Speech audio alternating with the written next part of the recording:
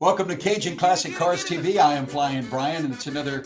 Well, normally we do Car Show of the Week, but we're going to call this one Car Shows of the Week because our special guest is William with Acadiana Gearheads, and he is kind of always on top of everything going on as best he can be with car shows in the Acadiana area of Louisiana.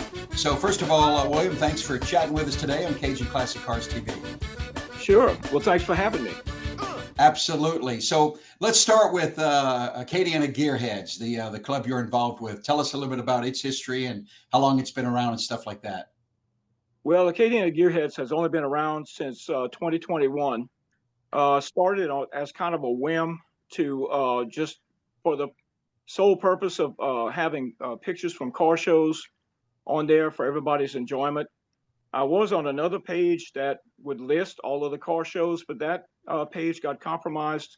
And so, I thought about it and I said, the people need to know where the shows are and what's all involved and different things like that. So I started promoting the car shows and listing where they're going to be on my page. It's kind of blown up.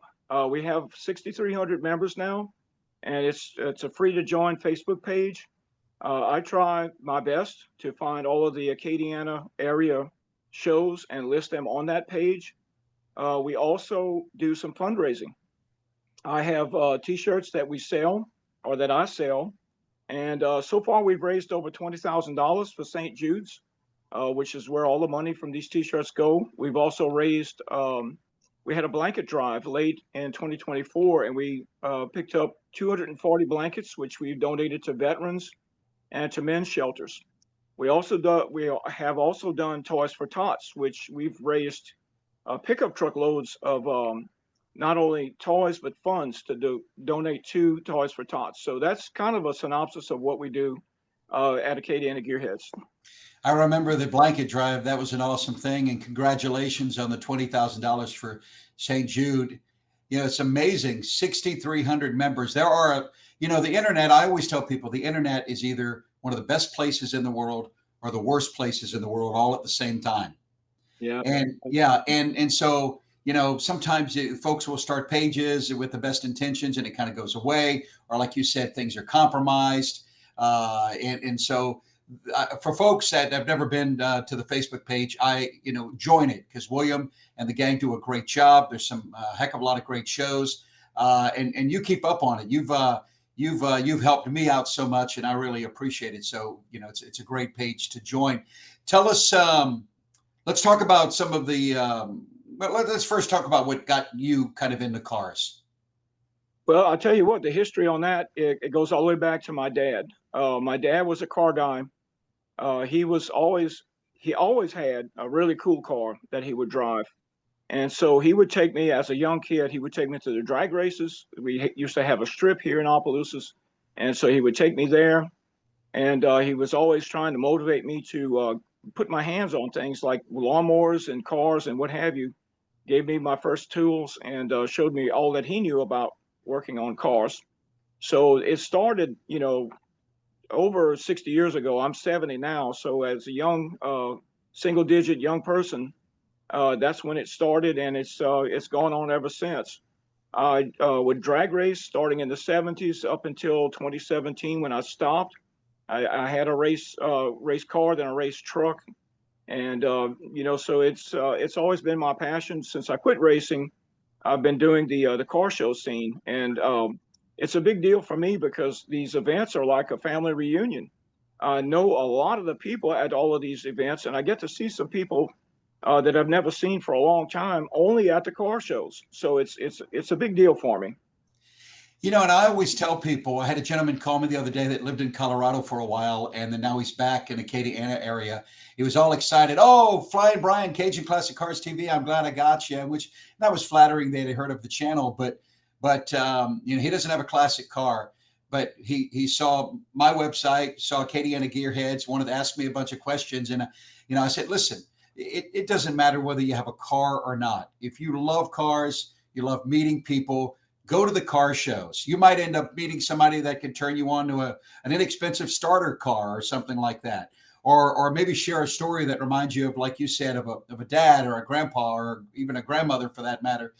So that's a great thing, you know, about you said being like a family. I mean, because car shows are like that. And if you're not into the culture, you know, outside looking in it's kind of hard to explain. You just have to experience it, right? Yes, exactly right. So, and a lot of times, I have 6 vehicles. So, at one of the car shows or at any one of the car shows, a little kid will come up and just, just love the car that I'm driving, and they'll look at it, and I'll say, "Look, hey guy, you want to sit in the car?" And it just makes their day to allow them to sit in the car. Then the parents will take a picture of the little person.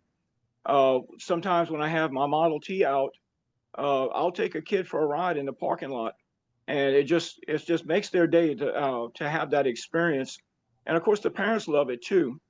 Now, sometimes I'll have a bag full of Hot Wheel cars, and a little kid will come by and look at the car. Maybe they don't want to ride in it, maybe they don't want to sit in it, but they will take one of those Hot Wheel cars, and I'll give that out. And so that's a big deal to make those kids stay and to make the parents happy.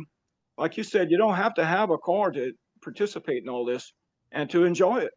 So that's sort of my passion right there. No, you know, that's great. I took my 57 Nash Metropolitan to church about 2 months ago, and Mhm. a lady that teaches our Sunday school had her grandkids, and they're not regularly there, and they saw the car, and their faces lit up when I said, "Well, get in it. I need some help starting it." So I let them get in. It's got a push button start. You know, those old cars, you got to turn 3 keys and push this button and hold your nose the right place to start them, and I let them be part of that. Boy, their eyes just lit up. So it is great to share that with folks, William. So you mentioned that you know you have 6 cars. Is that right? That's correct. 6 cars. Name them all again.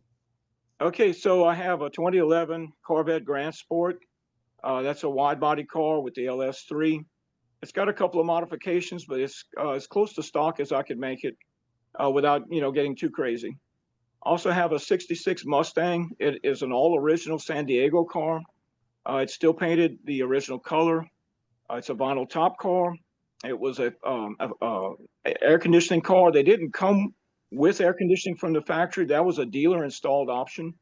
And since it's been upgraded to a classic AC system, but otherwise the car is about 100% original as far as matching numbers, that kind of thing. The Model T is a tribute to my dad when he was growing up during the Great Depression. The only way they could have a car was to go into a junkyard, get a frame, get a body, get an engine, put it together, and that's what they would drive. So the Model T is basically a 23 frame, but it's got a Corvette engine, it's got a Mustang rear axle assembly. The front wheels and tires are from a 49 Ford. You remember it's a Model T, but it has Model A headlights. And I just went through the whole thing and made it as period correct as I possibly could to honor my dad. We also have a 1987 Suzuki Samurai, which has a Chevy engine in it. So it didn't come with that engine. It's a little hot rod. It's a 4.3 Chevy V6 from an Astrovan, and it's got headers, aftermarket intake, 4-barrel carburetor, and it's pretty fast because it hardly weighs anything. Then I have a 2006 Nissan pickup. It's kind of a daily driver. It's almost old enough to get an antique plate. And then I have a little Hyundai car that's also a daily driver, and I use it often because it makes 50 miles to the gallon. You're So right. that's I also have a John Deere tractor, and my second wife has a Jeep JK. It's a 2014 that I bought brand new, and I let her use that Jeep. So we have quite a few vehicles and all sorts of goodies around here.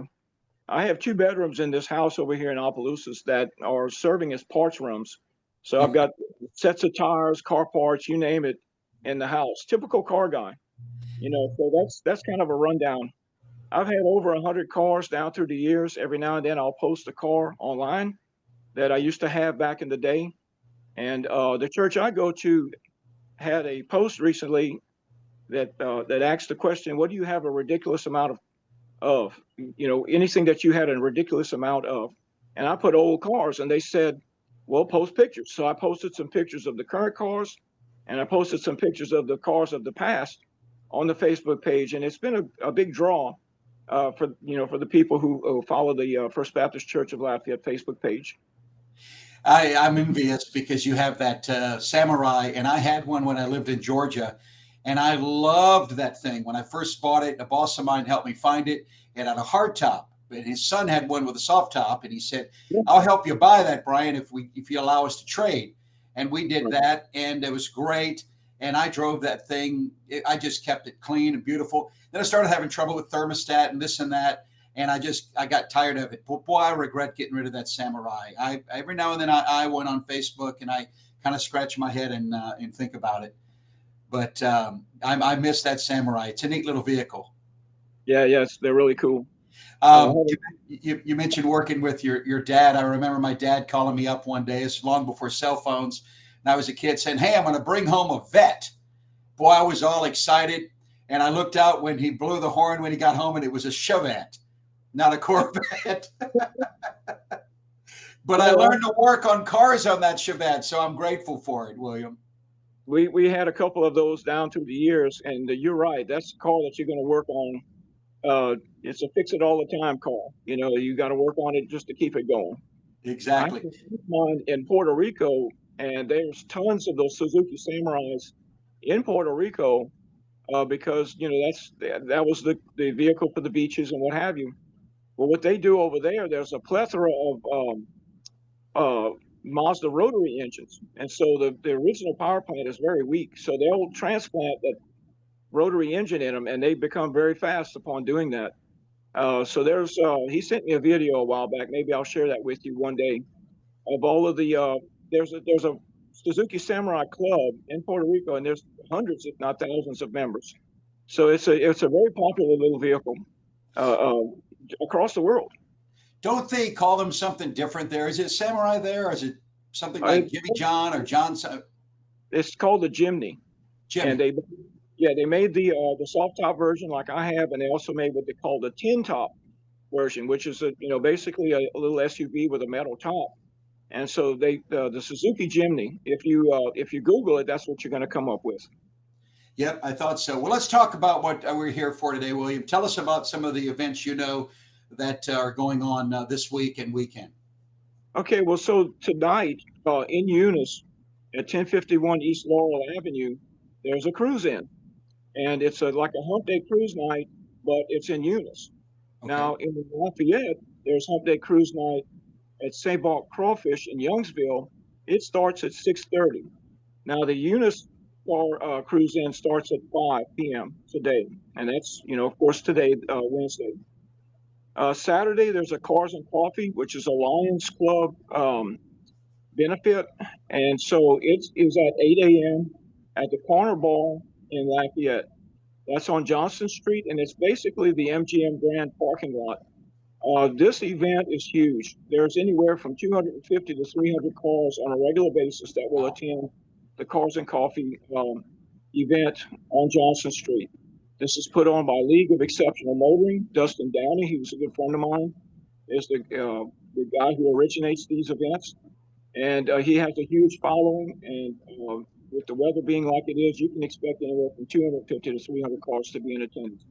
Everything you can think of, from exotics to just everyday hot rods.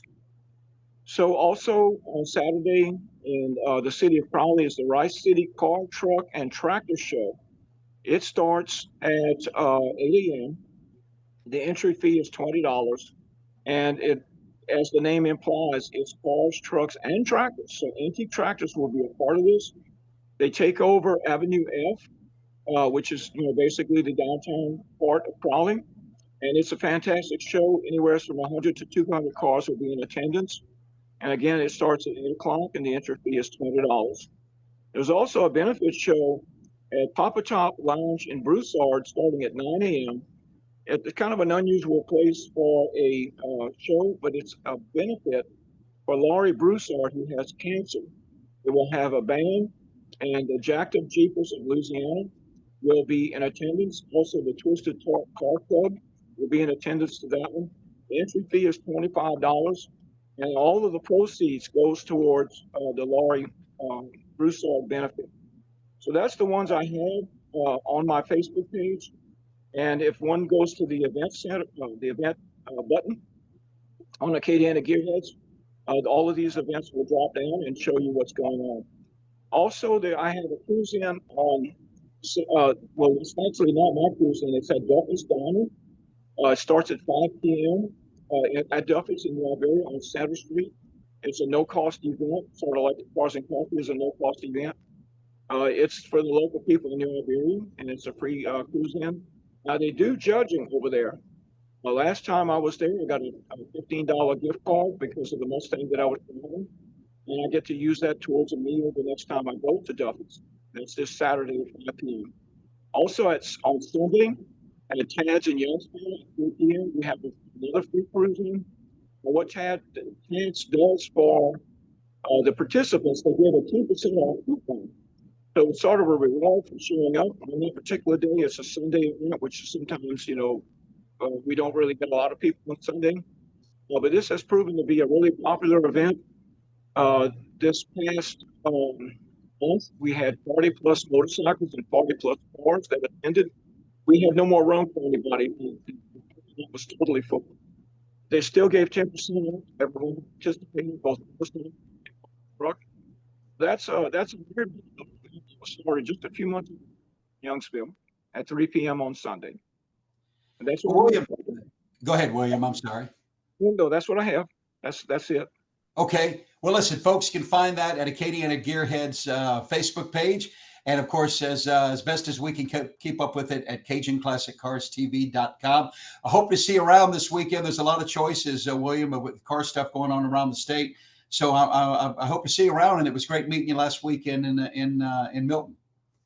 Look, I really appreciate what you're doing here with the TV station, and you're covering the state.